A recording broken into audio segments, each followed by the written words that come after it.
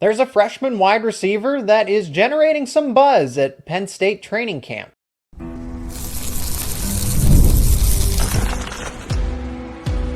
You are Locked On Nittany Lions, your daily podcast on the Penn State Nittany Lions. Part of the Locked On Podcast Network, your team every day. It's time to get to know a little bit more about Tyzeer Denmark. There's a battle for that starting right tackle spot. And what does the defensive end depth look like moving forward? This is Locked On Nittany Lions. I'm your host, Zach Seyko, and thanks so much for making us your first listen and watch. Every single day, we are free and available wherever you get your podcasts, including YouTube. And today's show is brought to you by FanDuel. Make every moment more. As the playoffs wind down, the sports stop sportsing like we want them to. But this summer, FanDuel is hooking up all of its customers with a boost or a bonus daily. That's right, there's something for everyone every day, all summer long. Visit FanDuel.com to get started. And of course, you are a part of the discussion as well. Let me know your thoughts down in the comments section about a player or players that you expect to break out for Penn State this season. And that's how we'll begin the show. Tyzeer Denmark is generating buzz at Penn State's training camp per James Franklin. For those who don't know who Tyzeer Denmark is, true freshman wide receiver from the state of Pennsylvania. And given that he did not enroll early for this class of 2024, he's only been there since June. This is really impressive to hear about. So he hasn't been on campus that long. So if he enrolls in June, he's been working out with the team and he's getting acclimated to everything. And in 2 months' time, he's already, as James Franklin put it, generating buzz. Now remember, Denmark was committed to Oregon once upon a time and then flipped to Penn State. He was a consensus 4-star originally, but then regressed in the rankings and ultimately became a high-end 3-star after he transferred high schools. There were some eligibility issues, had to sit out of the playoffs. But anytime that I've watched Denmark play, as far as highlights or actual game film, because there was the Big 33 game where he absolutely showed out, there is a reason why he is standing out at camp. And it's not a shocker to this point that of all the freshmen, particularly of all the freshman wide receivers, that he's generating the most buzz here. So why is Denmark standing out? Well, the coaches obviously see more than the media do, but Denmark is that all-around receiver that plays bigger than his actual frame. So he's listed at 5'10", 180 pounds. I'm sure that he'll gradually put on more weight to actually move into that college type of frame. But Denmark does play bigger than the size he has at wide receiver. So if you think of 5'10", 180, that he's going to be a shifty slot receiver, no. He's not a one-trick player. He is a guy that can be good in short distances. He can be a deep threat. He can win the jump ball on a fade route in the end zone. The athleticism immediately stands out. So he's got this combination of speed, agility, and just the ability to go up and get the football. Now, that's all great that Denmark is generating buzz, that he's having a good start to training camp and everything's projecting well. But will Denmark play right away? I think that's what everybody wants to know. Most likely not in a significant way. Will he show up on special teams? The special teams coach, Justin Lustig, said that he's in the mix to be a potential punt returner. Caden Saunders is leading the way, but would Denmark is factoring in to the mix as a backup. So I think we'll get to see him in various situations, potentially. Penn State might play him against the likes of a Bowling Green or a Kent State when the game's clearly out of harm's way, late in the third quarter, fourth quarter type of situation. But I anticipate that Denmark will see a little bit more playing time as the season progresses. So if you're thinking weeks 4, 5, and 6, probably not. But that second half of the season, I think, is where he will turn the corner for a couple of reasons. That could be because of injuries. Circumstantial, he's thrusted into the lineup more often because of the availability. And the wide receiver depth is, frankly, unproven. It's pretty limited. I know they have Trey Wallace and Julian Fleming, Caden Saunders, and Liam Clifford as those first guys, Amari Evans. But if one of them goes down, what happens after that? There's Anthony Ivy. There's Mekhi Flowers, who moved over from being a defensive back to wide receiver, right? Those guys are unproven. That's my point above all this. I also don't want to forget Tyler Johnson in this conversation as well, because he's been there at Penn State for a while. But unproven is my point. So if the competition breaks favorably for Denmark. There's a chance that he could move past those guys on the depth chart and step up. And I think eventually that is what will happen. Injuries are part of the game. You can't predict them. You don't know if and when they're going to happen. But I think just by virtue of talent alone, determination, this is something that Franklin has pointed out about Denmark. He's just confident. Other people have said that as well, past coaches, people when they interview him. He's just confident at his core. So I think he can play any of the 3 wide receiver positions as well, which also helps his case. If there's an injury at the X receiver, if there's an injury at the Z receiver, the slot, etc., I think he's more of a boundary wide receiver, but that's not to say he couldn't back up a Caden Saunders or a Liam Clifford.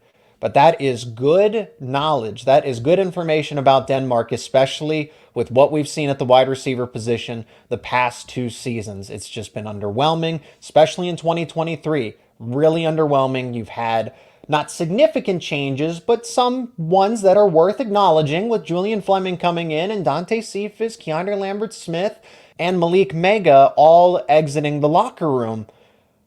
Tyzer Denmark wasn't the only wide receiver mentioned in this conversation as far as the freshmen go. This is about the freshmen mostly. Peter Gonzalez is a name that coach had brought up, and I think Gonzalez, in addition to Josiah Brown, have a longer road back to full-time of college football. They're recovering from injuries that they had sustained in high school. Peter Gonzalez is a little bit ahead because he suffered that injury earlier in his high school career. Josiah Brown had to miss his senior season, but both of those guys are working to be 110%.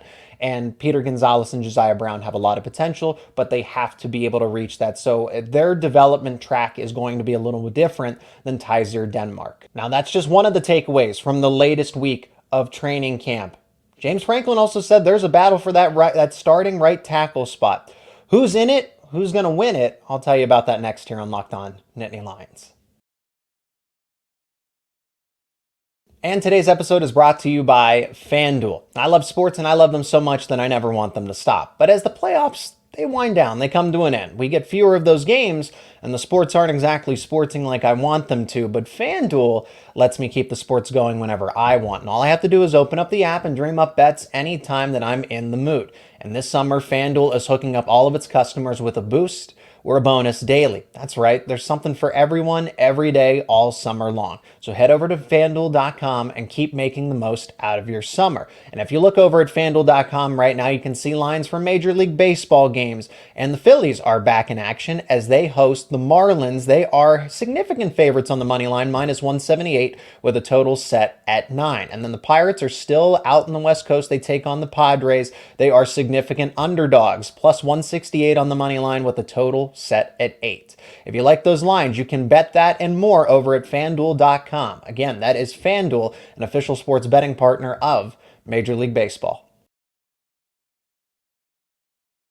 And before we get back to the show, I want to thank you for making Locked On Nittany Lions your first listen and watch every single day. For your second listen, check out Locked On College Football with Spencer McLaughlin. He's getting you ready for an exciting season on the gridiron, talking NIL, conference realignment, transfer portal, and of course, the expanded college football playoff. He's got everything covered. That's over on Locked On College Football, available on YouTube and wherever you get your podcasts. Part of the Locked On Podcast Network, your team each and every day. We already knew this was the case, but James Franklin confirms it, that there is a battle for the starting right tackle spot, and it's between Anthony Donko and Nolan Rucci. Now, this is something that I had previewed early on, whether it was the spring football season, kind of our conversations throughout the summer, that Donko and Rucci would most likely be in a battle. And I think at the end of the day, Penn State's still going to identify its 4 best tackles, and they can rotate and play either side, but this is where Penn State's starting with Anthony Donko and Nolan Rucci in a battle for that competition.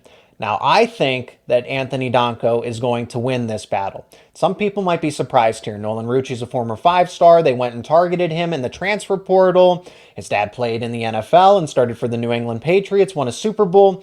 It's not because Nolan Rucci isn't adjusting to Penn State or that he's bad. I just think Anthony Donko right now is the more talented player, and that's interesting to say because Rucci's been playing college football longer than Anthony Donko has, but Donko has developed extremely well. I do mean that. He arguably had the best performance for Penn State at the Peach Bowl against Ole Miss. And I know that's not saying much, right? Not a lot of players had a good day on that game day.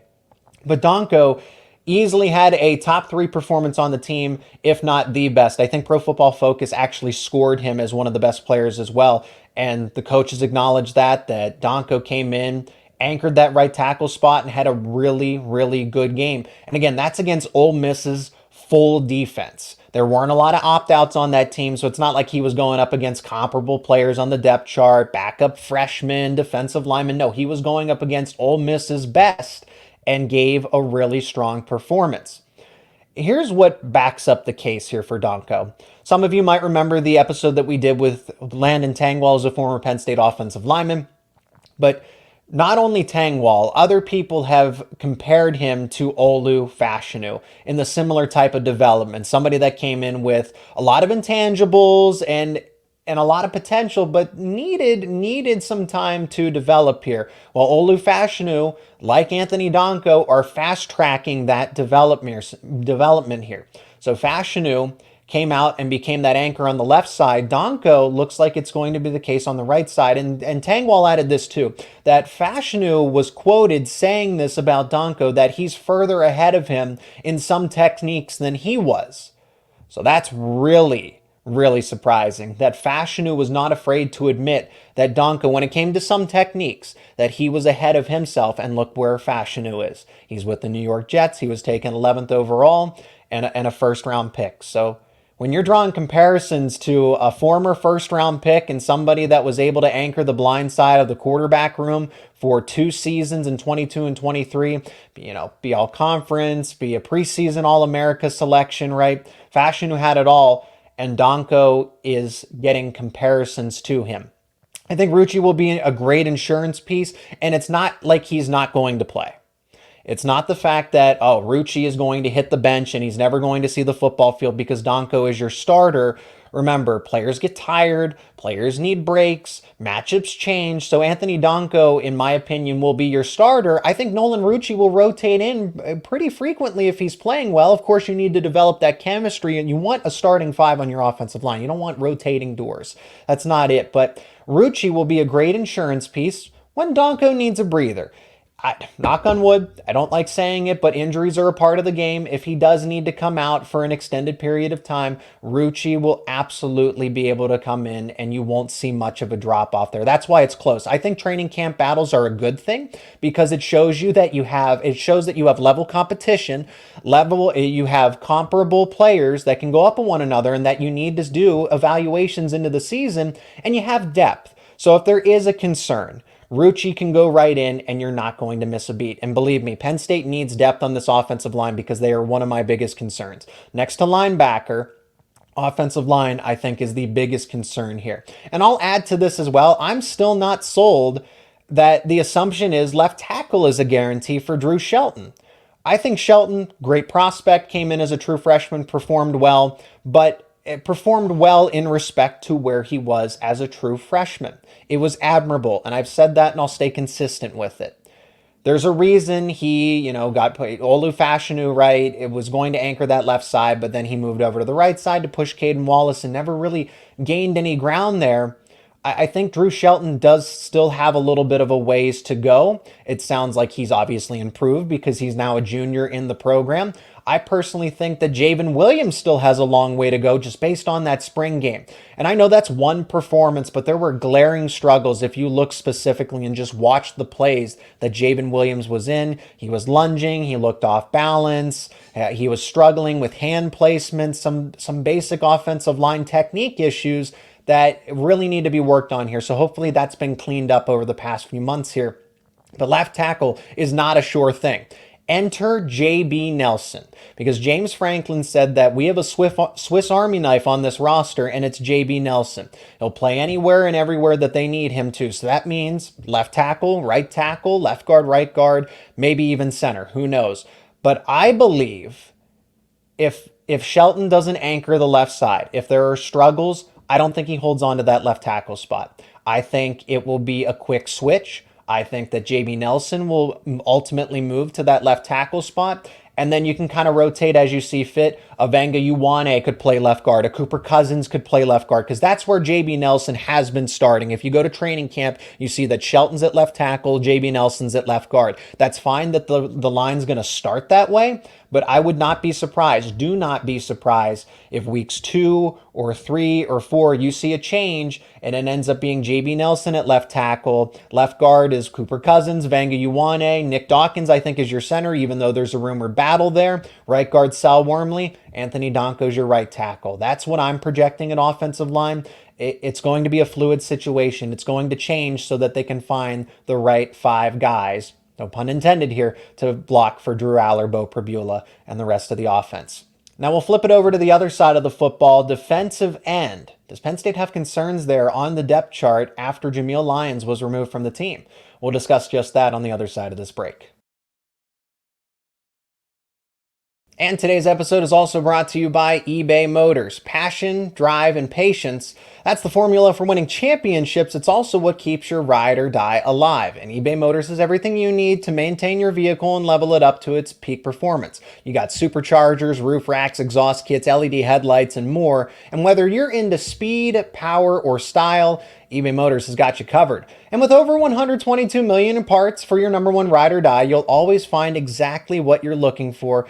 And with eBay Guaranteed Fit, your part is guaranteed to fit your ride every time, or you get your money back, because with eBay Motors, you're burning rubber and not cash. With all the parts you need at the prices you want, it's easy to make your car into that MVP and bring home huge wins. Keep your ride or die alive at ebaymotors.com. That is ebaymotors.com. Eligible items only. Exclusions apply.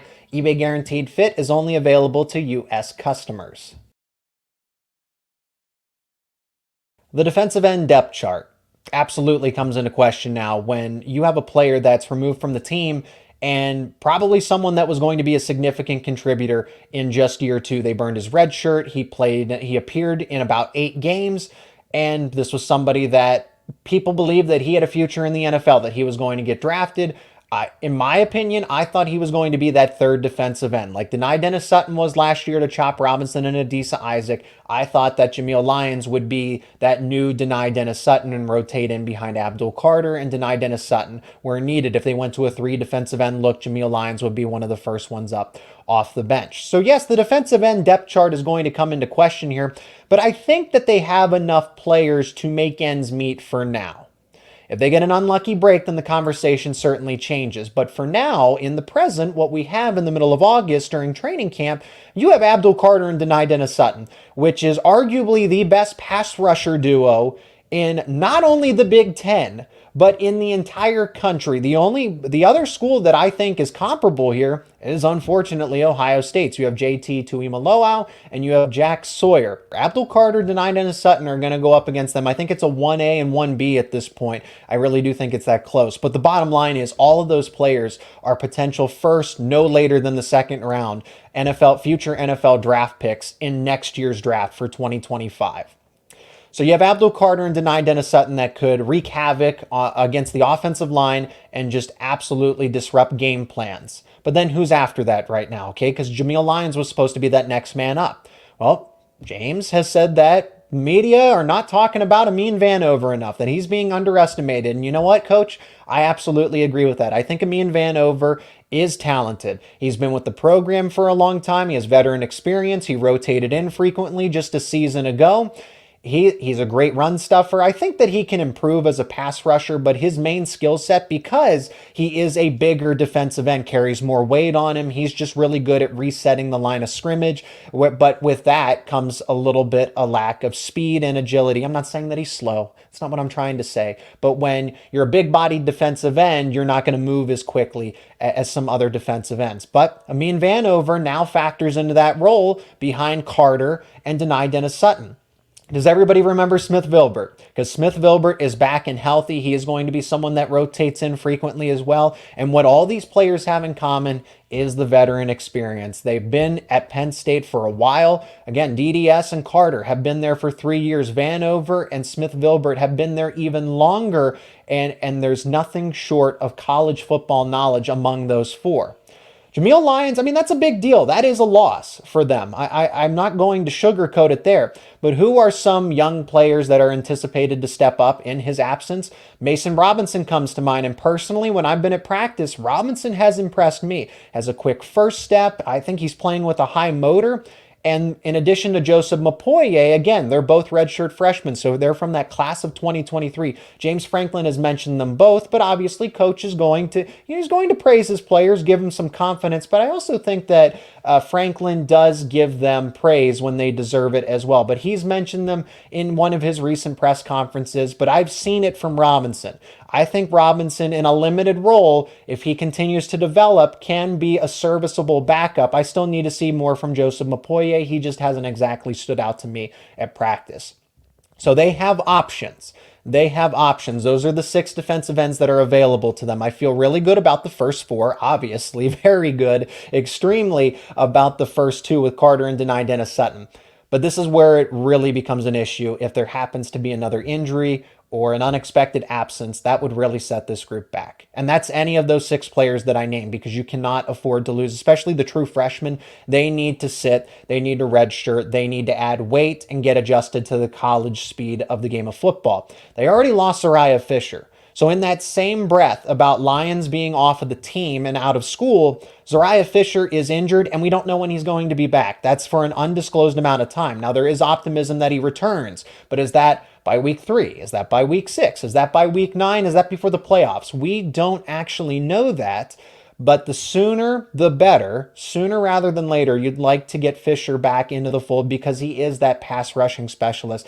And what I can say about Fisher and what I commend him for is just his journey through college football, because he's dealt with a lot of adversity. Fisher worked his way back very quickly. He was in the training room when he had a season-ending injury and then ended up back on the football field not too long after an injury that was going to take at least a full another season, and he was back in the middle of the campaign just last season, unexpectedly, but he was able to do it. So Fisher would be able to help out with the defensive end room as well if and when he's ready to go. That's going to do it for this edition of Locked On Nittany Lions. Again, let me know your thoughts down in the comments section, what you think about Tyzer Denmark's potential, the battle for the starting right tackle spot, how the offensive line is going to look, and the defensive end room if you have any concerns or questions about it. If you enjoyed this conversation about Penn State football, please leave a like, share it with friends and family. I'd greatly appreciate it. And if you're not already, become an everydayer, subscribe to Locked On Nittany Lions on YouTube and wherever you get your podcasts for the latest conversations around your favorite Penn State sports teams. Again, as always, thanks for making Locked On Nittany Lions your first listen and watch every single day. For your second listen, you got to check out Locked On College Football. Spencer McLaughlin's the host. I've been a guest on that show many times, and if I enjoy it, I know that you're going to enjoy it as well. He's talking about NIL, the impact of the transfer portal, but more importantly, the conference realignment, the expanded college football playoff. This is a season of college football that no one has ever seen before, and Spencer McLaughlin breaks it all down over on Locked On College Football. Available on YouTube and wherever you get your podcasts, and it's part of the Locked On Podcast Network, your team every day.